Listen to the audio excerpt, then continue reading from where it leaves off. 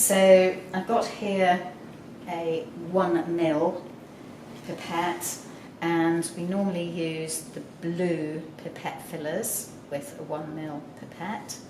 And the correct way to put it on is to hold the pipette near the top and then insert the top gently but firmly, push it in gently. And you need to have the graduations facing you. For a larger pipette, for a 5 ml or a 10 ml pipette, we normally use the green pipette fillers, but you put them on in exactly the same way, hold it near the top, push it in firmly, and make sure that the graduations are going to be facing you. Now let's have a look at how we should use these. Now we've got the pipette fillers on. Let's look first of all at this one. The top mark here is a 0. So you should fill your pipette, and I'll demonstrate that in a moment, so that the meniscus, the bottom of the meniscus, is exactly level with whatever graduation you want it to be level with, but if you want to fill it, then that will be the 0. But it's got to be at eye level. So either you've got to hold it up to eye level, or if you want to rest things on the bench, then you've got to get down to it. The bottom reading on this one is 1. The bottom graduation is 1. And each 0.1 is marked in between. So we've got 0.1, 0.2, 0.3, 0.4 and so on.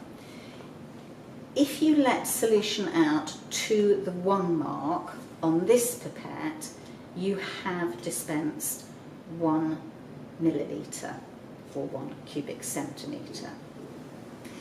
But some of the pipettes don't have that marking on the bottom. Let me show you another one.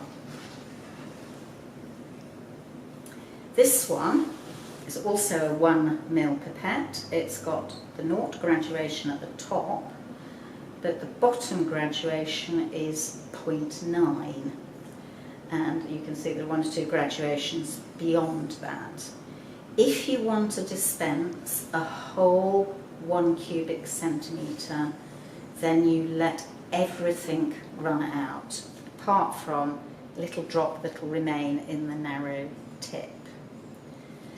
So if you run it out to just below the graduations, you won't know how much you've dispensed. If you want to dispense a whole cubic centimetre, this is a good one to use.